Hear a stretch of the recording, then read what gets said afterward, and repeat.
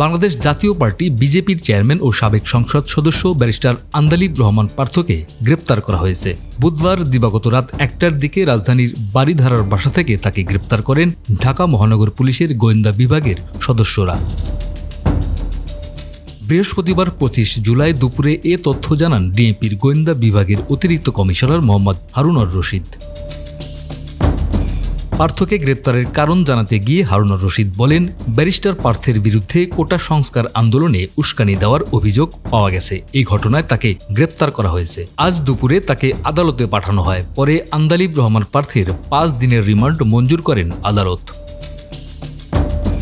এর আগে এক বিবৃতিতে বিএনপি মহাসচিব মির্জা ফখরুল ইসলাম আলমগীর জানান, ব্যারিস্টার আন্দালিব রহমান পার্থকে গতকাল রাত 1টায় বাসা থেকে তুলে নিয়ে গেছে আইন শৃঙ্খলা বাহিনী। পার্থকে আটকের প্রতিবাদ ও নিন্দাও জানিয়েছেন বিএনপির এই নেতা। প্রসঙ্গত, সরকারি চাকরিতে কোটা সংস্কারের দাবিতে আন্দোলনরত শিক্ষার্থীদের পক্ষে ফেসবুকে বিভিন্ন সময় পোস্ট দেন পার্থ। এজন্য তাকে ডিবি নিয়ে গেছে বলে দাবি তার পরিবারের।